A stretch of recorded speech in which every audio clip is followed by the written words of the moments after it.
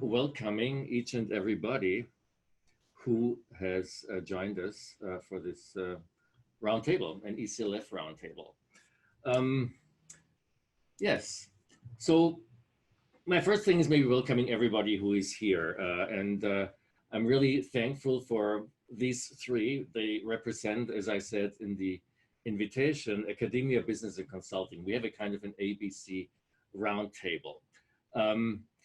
Maybe a couple of words to ECLF and the Center for the Future of Organization. ECLF is a consortium of about 50 or so global corporations with people who are in charge of learning, leadership, transformation, and partly innovation. And the Center for the Future of Organization, which is partnering and which I also happen to chair, is at the Drucker School of Management and is somehow, kind of a think tank that deals with how organizations will change and transform because of all that stuff that's going on in digitalization. And this will be a pretty big part of our discussion. I want to welcome Joseph, who is with the Instituto Empresa from Madrid, a professor for innovation and entrepreneurship. And he will say a few things too about his work soon. I want to also welcome Karsten Neumann, who is with Roland Berger, which is a global consultancy based out of Europe, which is quite unusual because most of the global consultancies have been born in the US. And then Henning Trill, who is the VP for corporate innovation at Bayer. So thanks guys for being here. It's really a pleasure. And let's jump into the whole topic. Our topic is how to build capabilities to actually really have an organization that is able to innovate on all kinds of levels on an ongoing basis. Maybe let's start with the practitioner, right? So what does innovation mean for you, Henning? And maybe a few words about who you are before we then get into the topic. Thank you, Roland, and thanks a lot for being here and having me here. So my name is Henning Trill. I'm responsible for corporate innovation. This is a new function which was created 3 or 4 years almost ago after an innovation strategy project, which I actually also was responsible for. I was back in business consulting back then and working for BCG prior to that. So some consulting background. Consultants, yeah. Right. No, it's actually interesting because you see that as a consultant, you can also be very innovative. And I think that's something that the whole community can think and drive forward. What I do here is we have a program called the Innovation Agenda to basically support and enable all employees in Bayer to innovate in what they do. Yeah, so it's actually looking at the 120,000 people and not only at the 10 or 15,000 who are really in R&D, but at the 120,000 and see what can we do to help those people to be more innovative in the area where they are, in their circle of influence, in their area of responsibility. On top of this, we also, by being interactive with so many people, we find certain opportunities, ideas that we can elevate to another level. And we have also programs that take these more promising projects and use the lean startup methodology, which was basically also created where almost you are in San Francisco, to drive the projects from the ideation, from the early phases, really all the way into implementation or into scaling. So this is what we do here. Okay, great. Well, so you've got a really global corporate role, and we're probably going to get a little bit to the issues that come with the fact that you're corporate, and then the business on the other side has to really execute and make money with what you innovate on. Karsten, you are between academia and kind of, the practice. As a consultant, you somehow are a hinge between the worlds. Maybe a few things about you and what innovation means and what it is in your work. Yeah, thanks for the invitation, Roland. I'm working in the digital practice of Roland Berger, where of course we have to do with change all the time, and we see that our clients, beyond the practical projects like some digital initiatives, are trying to change their mindset, their organization, etc. And we started some years ago with a digital hub, with learning journeys, with workshops, teaching them design thinking, rapid prototyping, and so on, many of the methods that Henning mentioned as well. And like in the last year or so, we came to see that many of those interventional measures that many corporates have taken are too isolated. And like in every training process, you need a lot of repetition and reinforcement. And what we're doing now is trying with bigger programs which combine different measures. And we looked, and in this case, it's true that we looked up in academia at least. We looked up what does science say, like how do you change habits, which kinds of intervention work, and try to put that together into structured programs. Because everyone is on the way now, and everyone is doing something in the direction of new innovation, agility, and so on. But many are kind of stuck in the middle and say, like, how do we go on? How can we do the change faster? Mm-hmm. Okay. So, I mean, you know, in a digital practice, I guess that must have been grown quite crazily in the last 5 years, right? Yes, that's right. And like the interesting thing is, because I did like classical consulting before, it's like every 3 months you have a new need in the market. So we have to be very fast and agile as well, because the clients are changing rapidly, and what the need is changing as well. Yeah, right. Joseph, a few words about you and why do you love innovation and entrepreneurship? Yeah, thank you, Roland, again for inviting me with such a distinguished group of professionals. I represent the A of the ABC, and that's because of my role as a professor of entrepreneurship and innovation. But I will try to establish a little bit of credibility amongst this group by reminding you that I spent 15 years in industry before I became a professor. I worked for Bristol Myers Squibb in the United States and in the fast-moving consumer goods sector, and so I may only be masquerading as an academic for the purposes of our equilibrium today.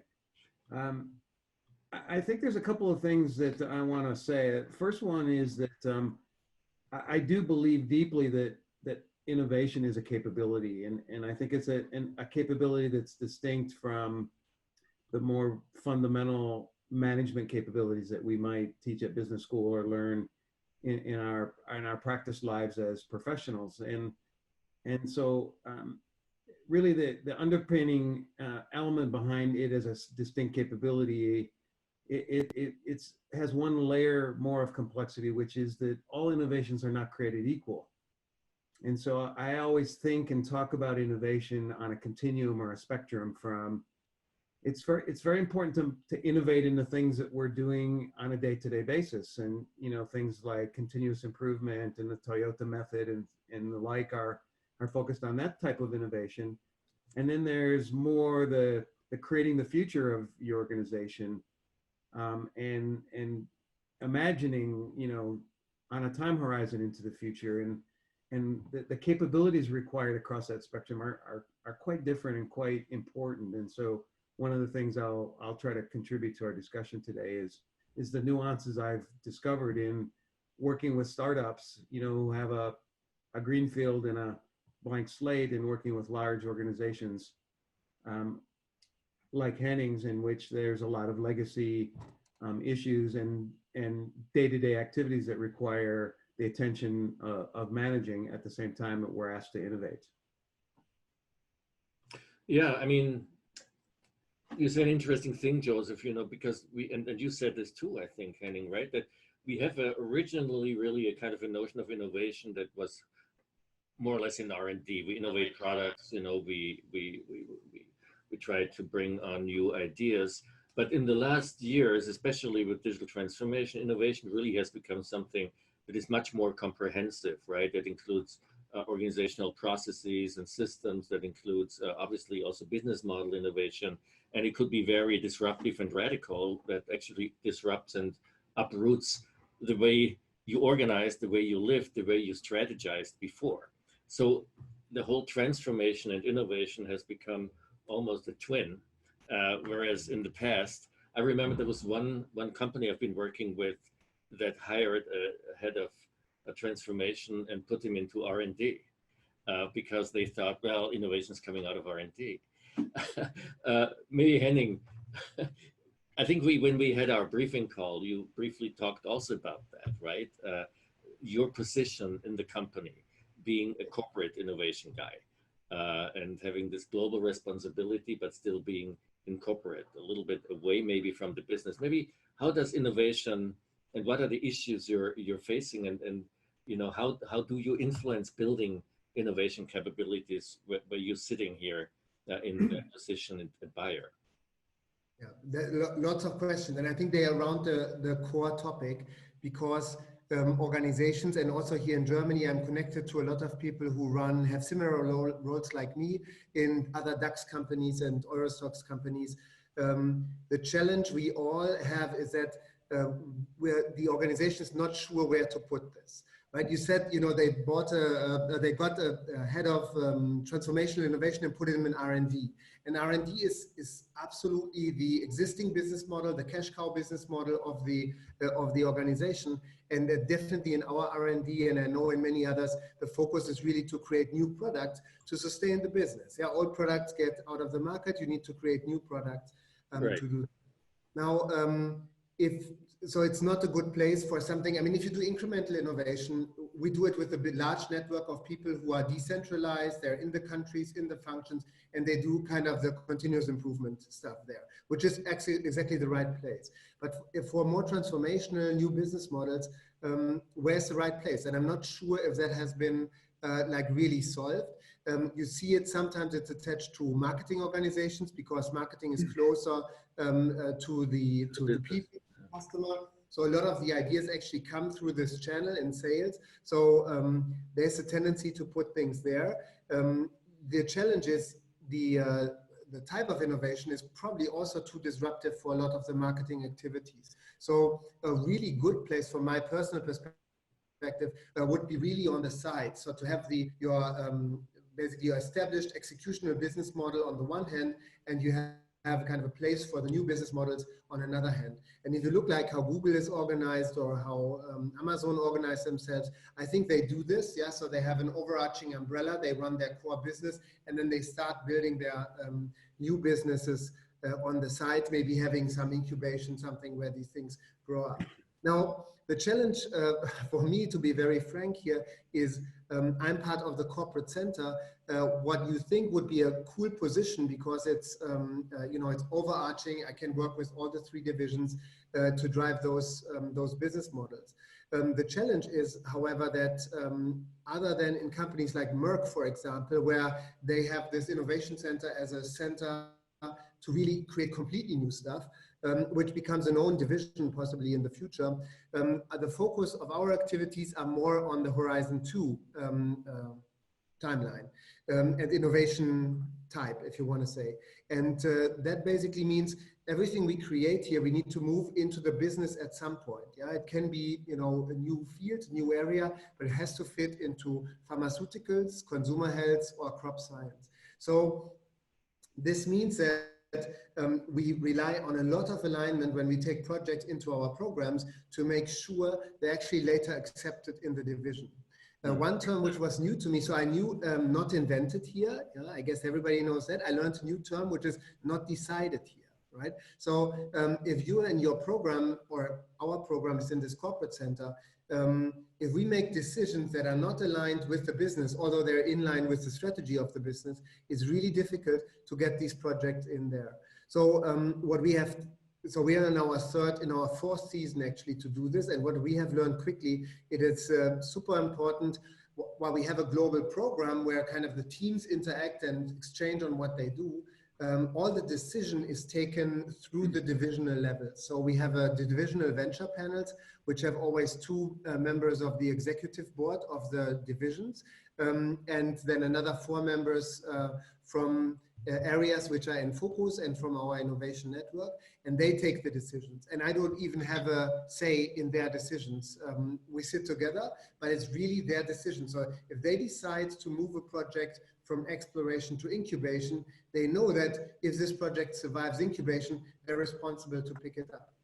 This is good if you want to make it happen there, but it's also a challenge because the horizon on which you can do this is then not Horizon 3. So we actually have another vehicle, our LEAPS. It's a like a venture fund, Leaps, which looks into external innovation, where we drive this. But from what I do, I have to kind of stop at Horizon 2 because otherwise I never get those things implemented. And by the way, you know, Joseph and Karsten, just jump in, right? It's not me asking questions. We should have really just a chat, like over the water.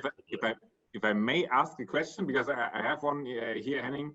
Like, would you say, I understand it fully, like on the side of acceptance by the divisions, that it's easier for them to take the gun, but would you say that it has the sufficient radicality then by this way, or is it like more or less they stick to the core business and have some nice amendments on the side?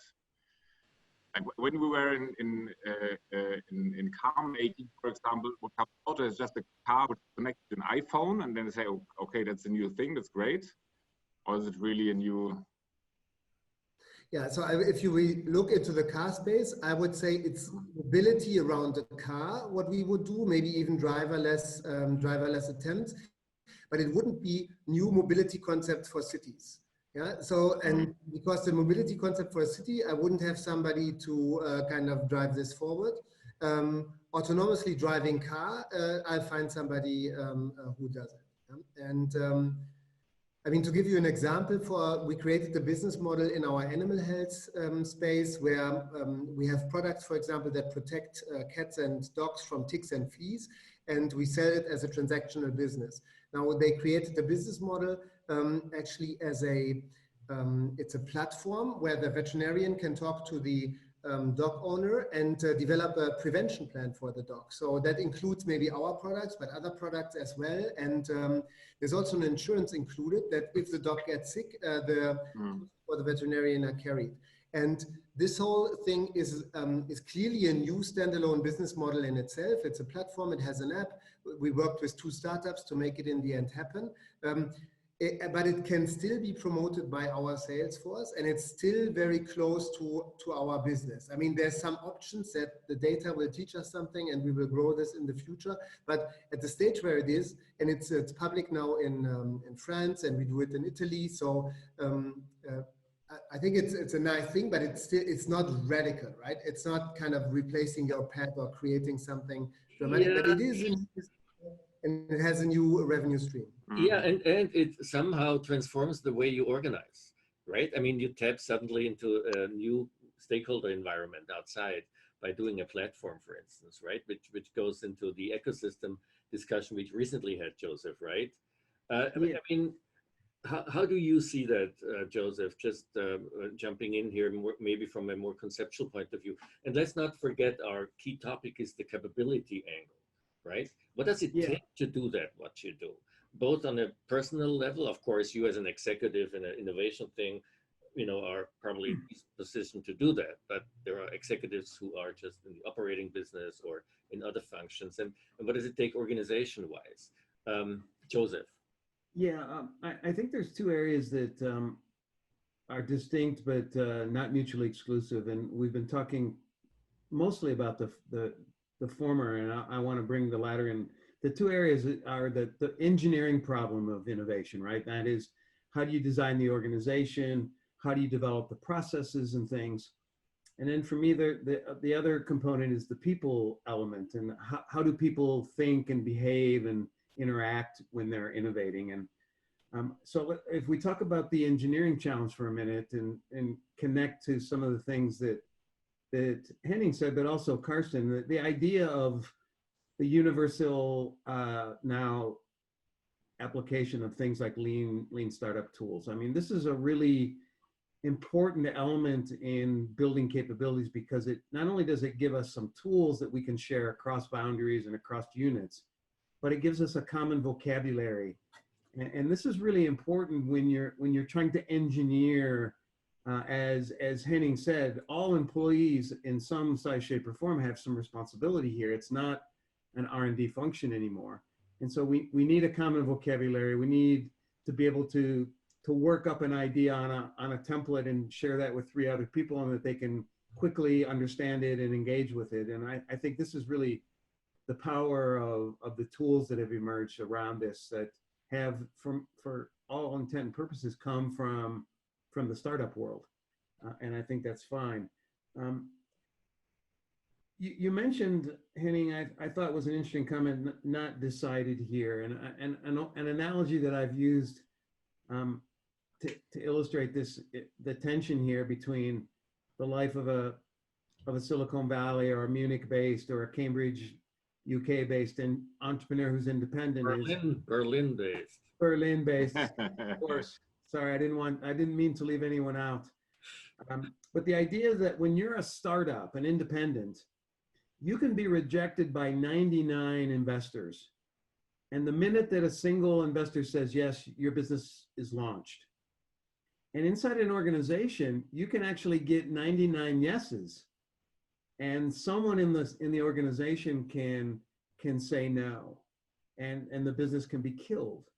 And one of the things that I've learned over the years about organizations that do innovation well is that they create an appeals court process in which no single initiative can be killed by a single individual, that there's always a second place for that to go.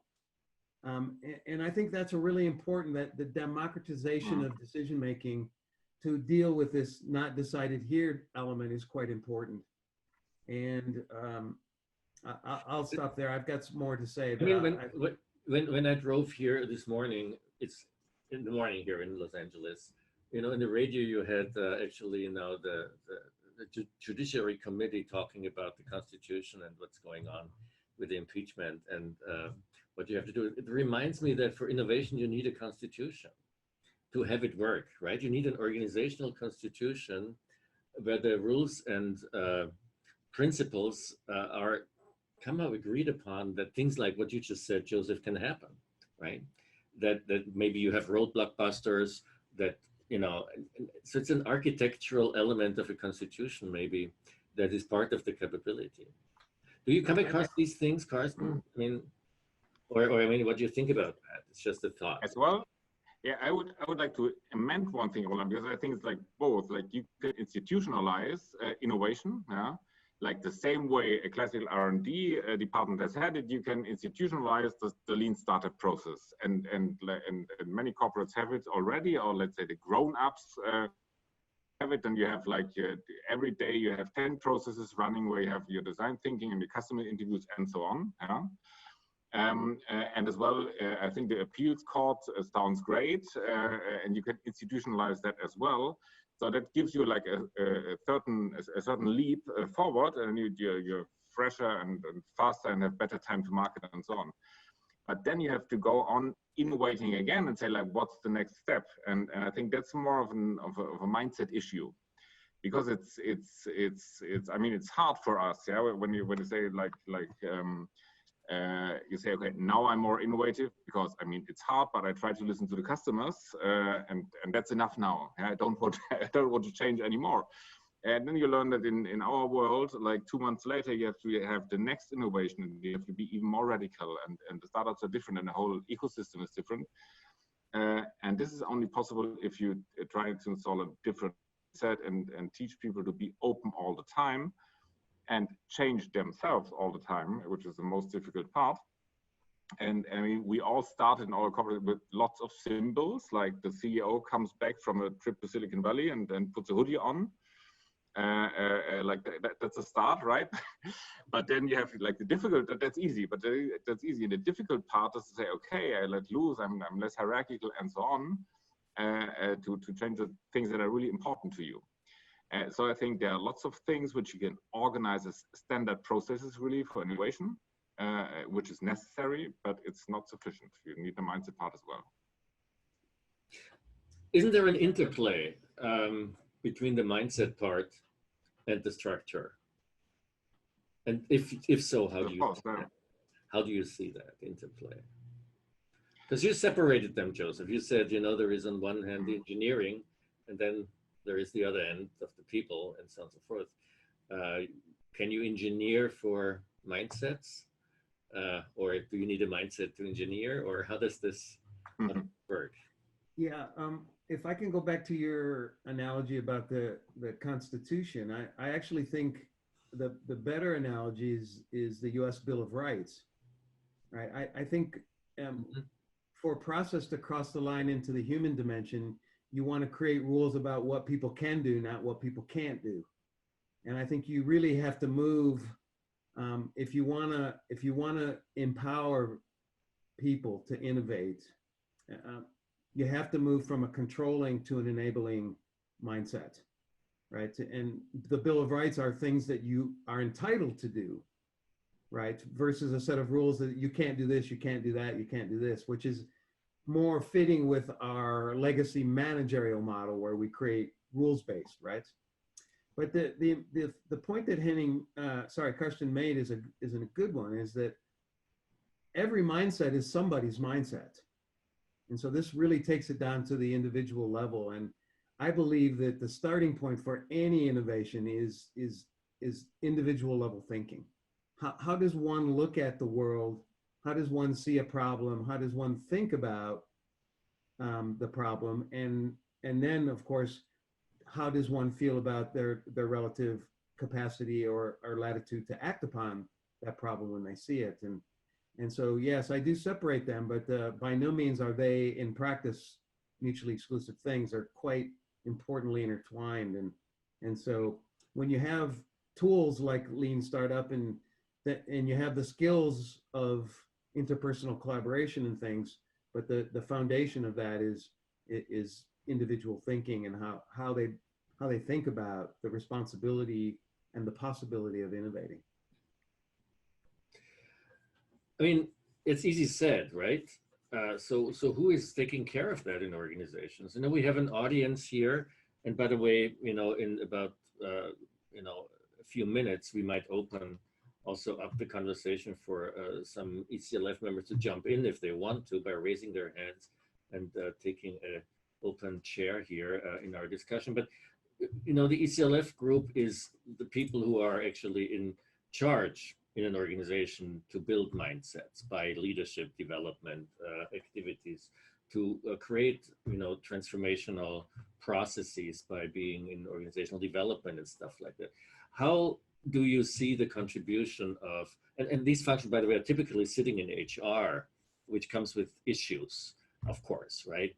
That we can discuss as well. How do you see the contribution here and the interplay, you know, with business, with for instance, in innovation? I mean, you at Berger, you have, you know, a change management, everybody has that, right? And do you play with them or not, or are they more? No, of course, Roland. And I was just thinking about what Joseph said, that actually it's about the individual's mind, right? You have to take every employee or everyone who is engaged in this and kind of understand how they tick, and then kind of enable them to go to the next step and to engage here. Mm-hmm. When we looked at the whole problem, it's so innovation and this kind of the lean startup framework is only one solution, right? It's the enablers. So we think in this kind of triangle where in the center we have a kind of an innovation thesis or an innovation blueprint, or how you want to call it. So kind of a visionary strategic goal where you need to go. And this is something where the senior leader or even the CEO needs to get in and say, okay, I want this. And this is really important, because if you don't have this, you get innovation in all the different areas. The other topic is like the Bill of Rights and the Constitution, I might say, because it's kind of the governance you put on it. And maybe it's not so necessary if you're in a startup, but if you are in a like super analytical and hierarchical controlled environment, like a company who is working in a very regulated environment, I think it's good if you work in a regulated environment and you produce products that can either heal or kill people.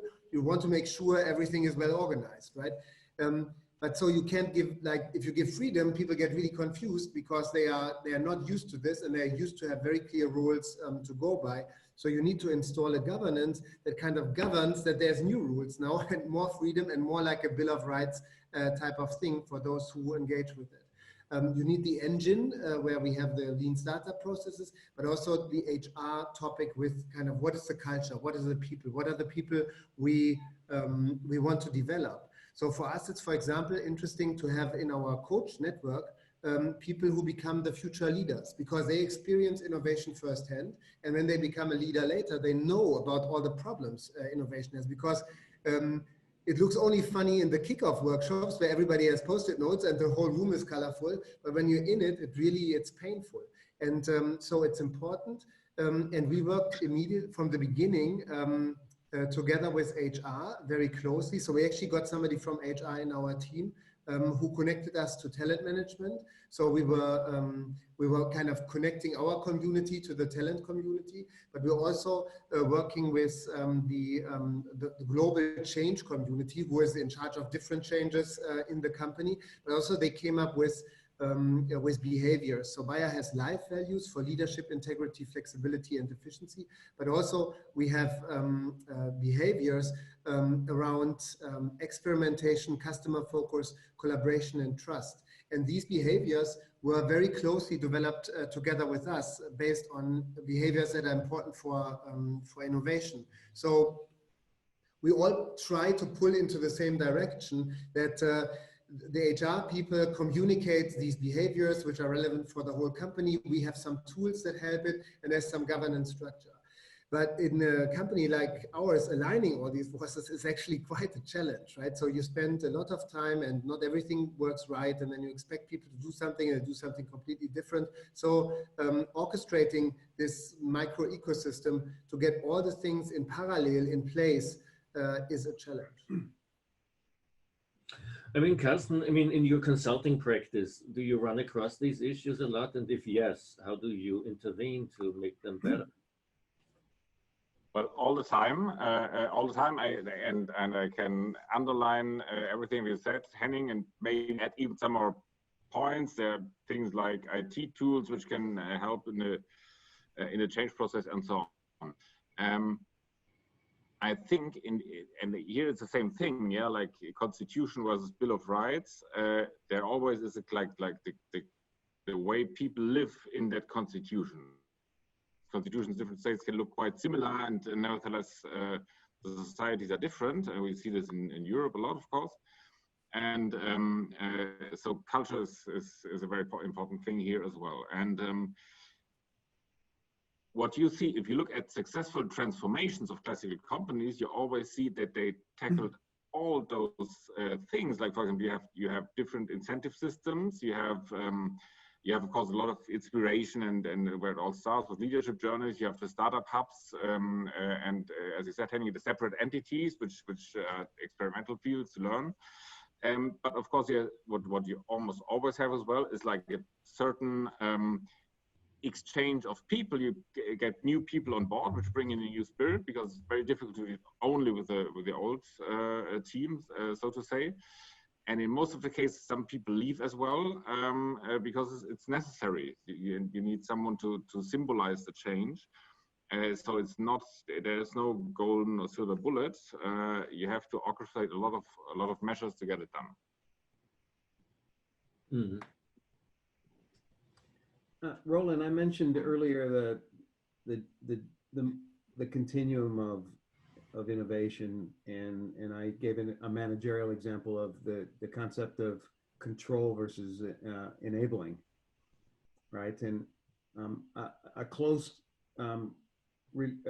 closely related variable to that, the attitude toward process is about control versus enabling, but the attitude towards performance then is about productivity versus learning, right? And so you tend to want to control productivity because it's something that you've codified, and you're looking for reliability and predictability and operations. And in the case of a health company, you're looking for safety, right? But when you're enabling people, you're handing over the baton and you're giving them more degrees of freedom.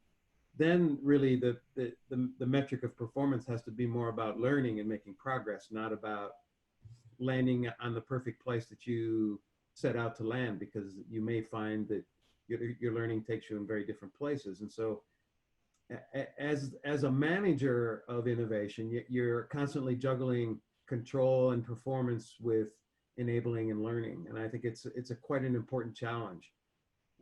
At the thinking level, which is at the individual level, you're really, you're dealing with your attitudes towards risk and uncertainty, and you're dealing with your attitudes about possibility, right? And so again, you're mixing two sets of ingredients in a uniquely individual way, and then eventually you're doing that inside of a small team or a work group, but you're constantly, as Henning and Karsten have both indicated, doing that in an environment, a cultural environment that shapes expectations, sometimes silently and from very far away. And so that's where, for me, the third level, so the first level is thinking, the second level is managing, the third level is leading. And this is where the leadership of the organization really has to set a tone about, and this is where time horizon and comes into. And so what are your attitudes toward the system itself, and what are your attitudes towards time? Is this a short-term return where you're using financial metrics to measure how well you're doing, or is it about future time horizons, horizon 2 and 3, as Henning mentioned, and in that case, then you have to take a more macro systemic view of how things work. Yeah. Just a comment, Joseph, because you mentioned learning, we work also with freelance, not directly with freelancers. We work with agencies that work with a lot of freelancers. And what we came across is actually that freelancers take way more time into educating themselves, learning new skills than we would allow anybody in the company to do. Right? I think in a corporate environment with 5 to 10 days learning, you're on the good side. But freelancers, I see, spend 20% of their time looking into new things, learning new skills, familiarizing themselves with new tools. So to be future ready, this topic of learning is extremely important, and investing a few hours in learning a new tool, an efficiency tool, can drive up productivity dramatically in many cases, especially these days for there are these hacks created everywhere. But I think this is a big challenge because it's a completely different way of learning from what we traditionally teach in our learning organizations, at least how I perceive it.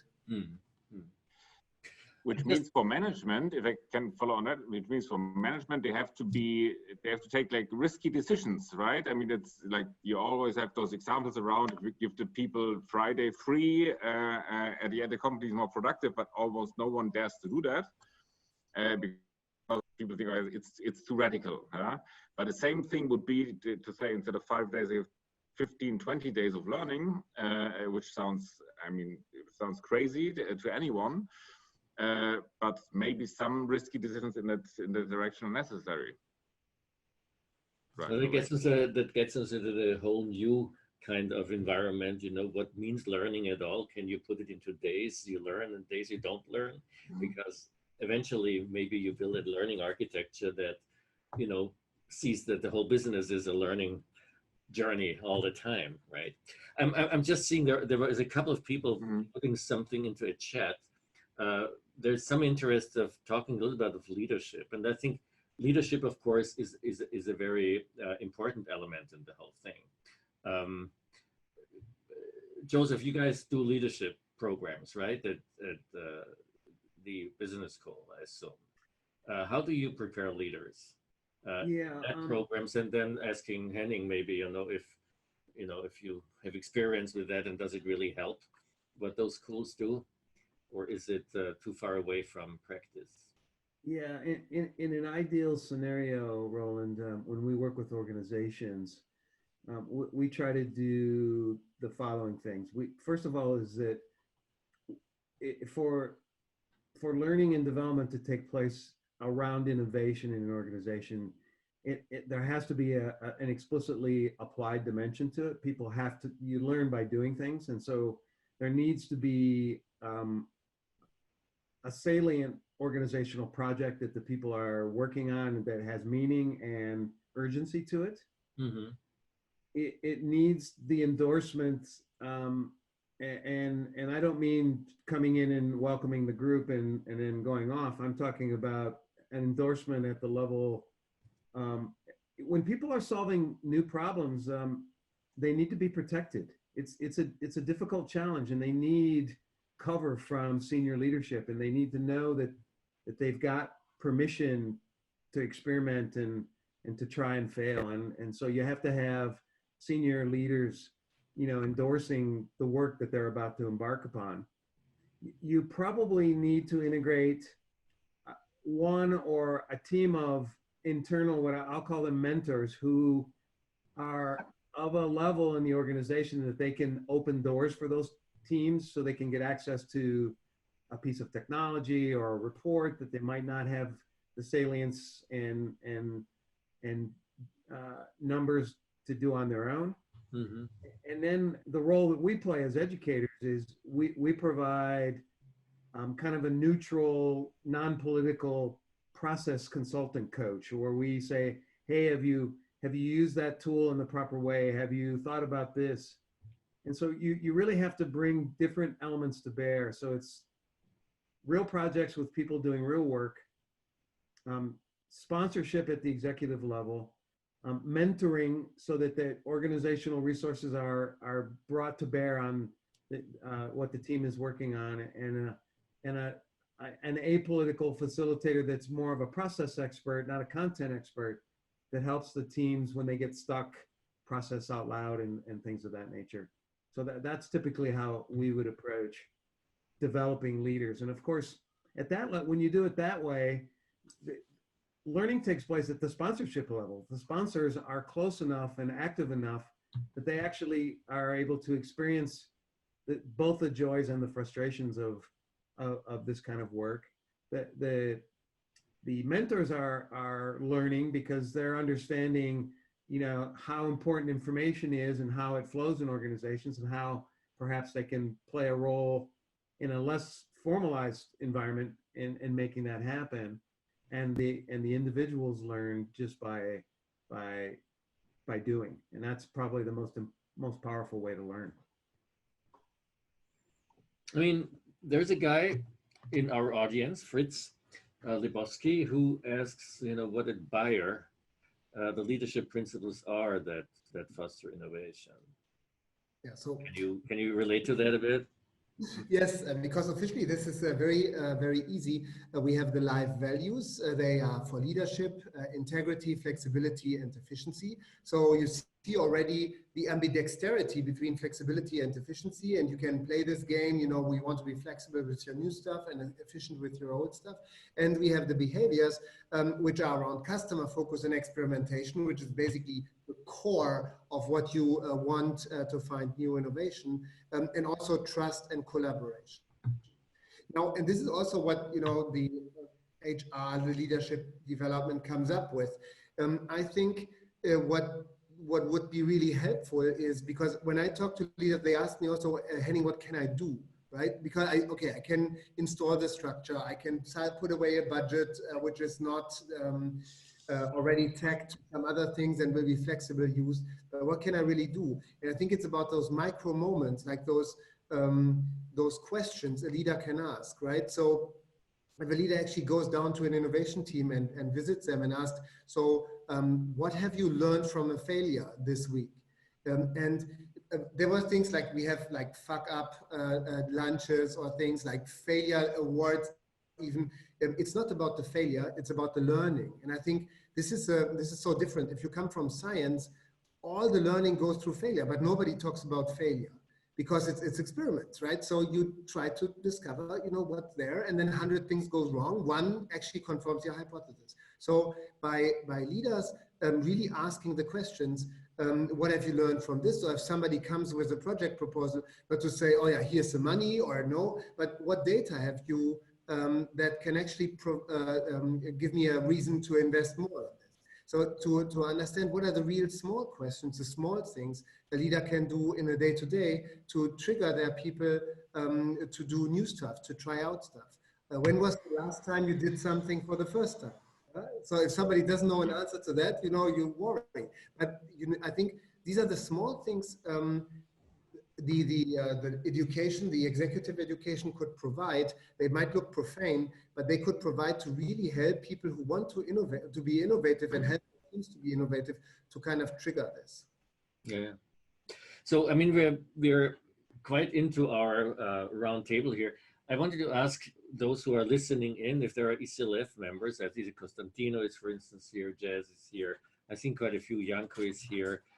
If some of you want to raise your hand, or Arndt, for instance, who maybe want to jump into this conversation, if you want to do so, you just type, into the chat, and I'll find you somehow and give you the rights to become a panelist. So I'll just waiting here, and while we're waiting, if somebody wants to do that, then we will just continue the conversation. I will take this opportunity. And Christian, by the way, Christian Standard, you're allowed to. Christian is with ArcelorMittal, a steel company, has interesting things to innovate. Christian, don't you want to maybe jump in? Let me give you here the allowance to talk. So let me allow you. So this is yeah. Yeah. I think I'm unmuted now. Who is muted? No, thank you. Is this Christian? Yes, it's Christian here. Christian, you know what? And I'm trying to get you, I give you more, I make you a panelist. Let's see, he will join you as an experiment. I'm trying this the first time. Let me see, standard. Yeah, here you go. Christian, maybe you introduce yourself real quick. Yeah, I'm Christian Standard. I'm heading up the ArcelorMittal University for 15 years almost. ArcelorMittal, right? ArcelorMittal, world steel making company, also active in mining. Much in the press nowadays in Europe for the Italian business and worldwide for the takeover of a major Indian steel producer, SR Steel. So yeah, I think that we want to embrace innovation, but we are not really a first mover. That being said, I think that we are a world leader on the part that has been researched. So we have a very strong research department, and we are, I think, in many elements, the world leader. And I think the big dilemma that we face is indeed that, and it has been addressed in the talk as well, is that there is a big risk that R&D becomes the owner of innovation. And that is, of course, I would say, not positive to generate an innovative mindset in the organization. What we see is that our benchmark plans have a culture of continuous improvement and are open to embrace what they see outside. And I think that is the key, that we have people that are thinking in the organization and to test in how far we are ready for innovation. I always ask, if somebody on the shop floor has an idea, what needs to happen in order to bring that idea to the attention? I know that there are many ideas of promoting innovation and that there are, of course, idea boxes, etc. But if somebody has an idea, how could that be implemented? And then you see that even those that think that they are innovative put so many hurdles between the implementation of a bright idea on the shop floor that in fact it's not pushing for innovation at all. After the second or third attempt, they give up because ideas are not being heard. And I think that this is the big dilemma. How do you open that at the moment that you also want standardization of processes, efficiency, etc. So I think that the topics that are important to us have been covered in discussion. R&D claiming to be the innovative part of the organization, which to a certain extent is true, but it's not. It's in fact inhibiting innovation. And then, yeah, are we really making that people can participate by making proposals and being active, or are our internal processes and procedures so heavy that in fact nothing happens? And of course, WCM and other initiatives certainly promote more ideas from the shop floor, but I think that is a little bit the challenge that we face today. Mm-hmm. Any comments from you guys on Christian's situation? I mean, Christian, you of course in an industry which is heavy in assets. You know, for me, all an interesting thing in innovation is if you are heavy in assets and a lot of capital is really buried in fixed assets, it's much harder to do things than if you're just a software company, right, that has more or less intangible assets primarily. Sure, sure. Yeah. And we had a thematic conference last or 2 weeks ago now on, I would say, carbon neutral steel making, which is one of the biggest challenges. As you might know, the steel industry worldwide represents 7 to 8% of worldwide CO2 production. So we are in almost every country known as the biggest polluter. And of course, there is a big challenge, which requires fundamental review of, I would say, capital intensive installations to be changed to be carbon neutral. It's amazing what we are capable to do. Of course, we need to find solutions for cheap and CO2 neutral electricity in large quantities, hydrogen making, etc. So there are a lot of ideas. And I must say again, but that is again an R&D driven subject where we are really outperforming, and which is fantastic. And when I'm asked to help people to be more innovative, I think this is the biggest challenge, to make them understand that innovation is something that they have in their hands every day. As Henning has said, what have you done new? How open are you to even to critical comments, abrasive discussions, not feeling challenged when somebody wants to improve the things that you do? It requires a lot of even soft skills to become an innovative company, because it requires that yeah, you are able to challenge the way you work today. You have to take a certain risk, and the big challenge, of course, and it's even a question in our bi-yearly Speak Up survey: are we allowed to make mistakes? And it's deadly that the perception is that we can't. I think it's not true, but at least the perception is there. And as you all know, perception is the reality. Yeah, yeah. So, I mean, it's a lot of psychological issues, apparently. It's a lot of organizational issues. It's also strategy. I mean, we haven't talked about strategy a lot. You know, there is something like strategic innovation also, where you really redefine the industry space you're in, for instance, right? As a kind of a way.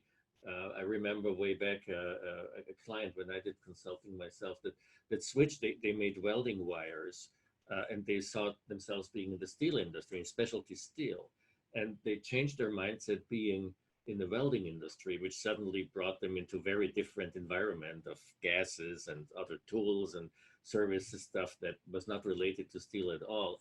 This kind of big shifts, which happens in some industries right now. For instance, look at automotive, where, you know, maybe the car itself is not the center anymore of mobility, but it's more a comprehensive concept. This shifting industries, this shifting the mindset, you are in a different space. How do you deal with that? Because I think it's an important part of innovation as well. It's not only these skills of thinking more, you know, flexible and team and agile and all these kind of things. Any thoughts on industry shifts? Because digitalization brings us a lot of shifts in industries, right? Or make them fuzzy at least. Well, I think that underlines the point we had before, that it's necessary to be radical, and like for management or leadership, it's important to have an idea of where they want to go. I mean, we have talked a lot about, and a lot of questions about measures and interventions. We have not talked so much about purpose. I mean, the term is somewhat overused, yeah, but in the beginning, you have to explain to be able to take the employees and your managers with you. You have to be able to explain them why they should do it, which is the sense, which is the content of all the thing, and not only pouring lots of measures and interventions onto them, because we all could put together a long list of measures, right? So there really has to be a discussion: where do we want to go? Like, how free are we? Are we so free that we can think of going into an entirely different industry?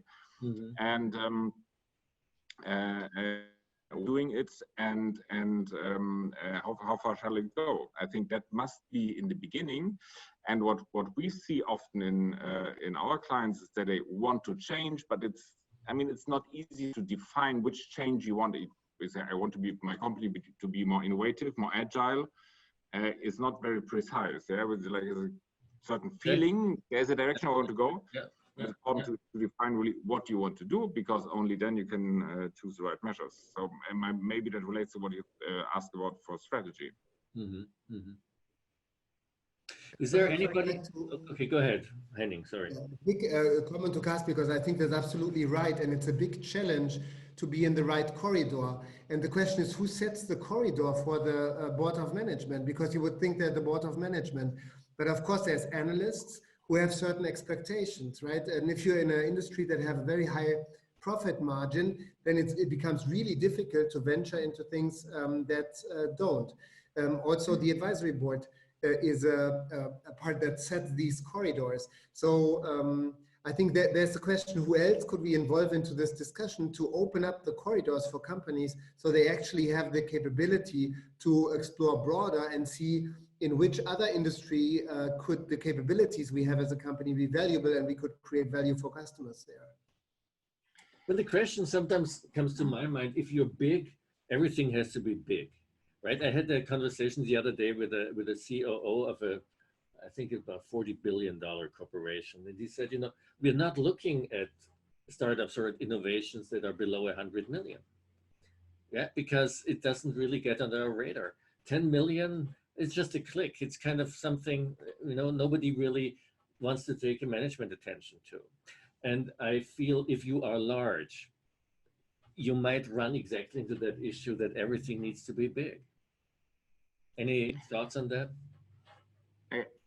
May I just come back to Henning's question? Mm-hmm. Because I think that's a big challenge for many corporates to say, like, why, like, what is the reason we start this whole process? And like many times you have a, let's say, negative reasoning with fear. Like people say, okay, we have to digitize ourselves because if not, Google will come, or Tencent, or anyone, and disrupt our business.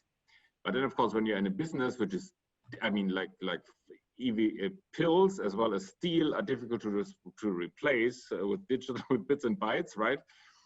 So that's not a good reason. But of course, the whole trading and the customer interface can be disrupted. Right. And maybe it's, I prefer actually to have a positive reasoning and say we can open up for new business, we can change, we can be more sustainable, as Christian said, and so on. But it's a very important part to have a reason why you do it. Because if not, you always run into these difficulties, especially when you have such high margins. Mm. We're coming soon to the top of the hour. Maybe we, just started the conversation in many ways, and it's a very multifaceted issue, of course. Can we make a last round, maybe saying what are some, if in 2 or 3 words, the key things you see as insight, or that you, not maybe take away from here, but that you, in a way, really feel are the essence issues when it comes to innovation capability? Should we make it just, I don't know if everybody sees the picture, but on my upper left would be Joseph. Let's start with you. If we're really serious and committed to the notion of changing people's mindsets, a change in mindset is a divergent concept. You want to abandon what you've known and you want to create space for learning new things. And I found that one of the best ways to do this is to do 2 things. Get people out of their normal role and out of their normal routine. If you reflect as a manager, when's the last time you attended a meeting in which you didn't represent your function or your unit or your short-term objectives? So what I'm suggesting here is, if you want divergent thinking, is you have to take people and release them from the responsibility of being the finance guy or the operations gal. And in this group of people, you are a peer, and your only responsibility is not to represent your unit, but to embrace Horizon 2, Horizon 3 opportunities based on your experience in the organization. And you'd be surprised how quickly people are able to unleash a more divergent approach to things when they feel that they're not responsible for their role or their day job. Mm-hmm. That's what I would do to encourage people to think more divergently.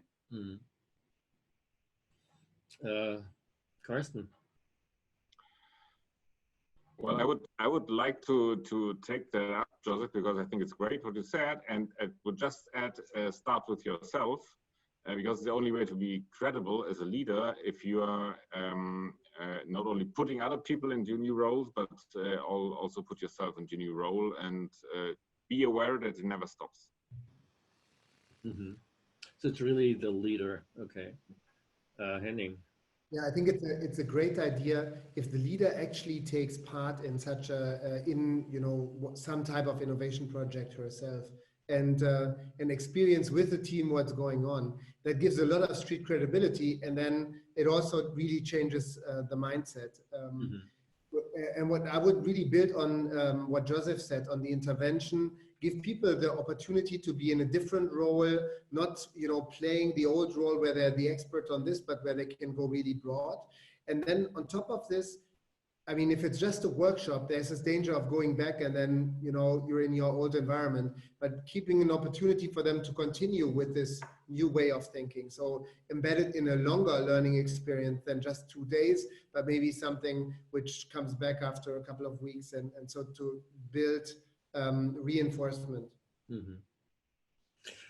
And Christian, I mean, you jumped in, 45 minutes into the discussion.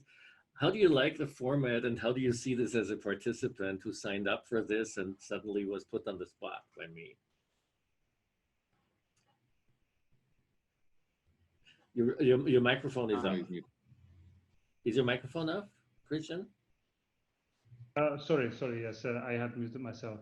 So it was a surprise, and thank you for the confidence and making me exposed to the others.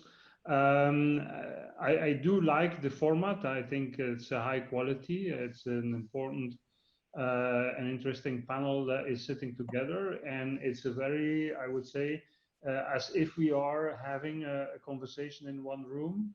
And it's certainly a very nice experience. And of course, as always, the big question is, how could we have a stronger link to what people have as questions, but in a limited time frame? This is always the challenge.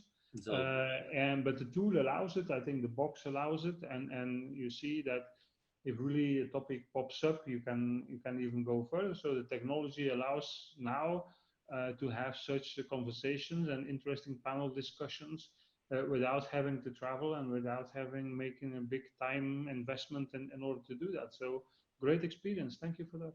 Okay. Well then, Christian, it was fabulous to have you as well. Quickly, how can I remove you? I remove you and say goodbye. I hope we see in touch soon. Bye. You want to remove Christian? He'll not be able, okay. And to all the others, to us four, thank you so much for being here. I think it was a great experience. To the audience, a video recording of this will be available, and everybody who has registered will automatically receive a link to that. I want also to thank everybody who stayed a whole hour to listen to our musings here. And yeah, Joseph, Karsten, and Henning, it was a big pleasure to have you. Thank you again. It was great. Thank you very much. So I say goodbye to everybody, and you have a great day. Thank you. Bye-bye. Thank you. Bye-bye. Bye.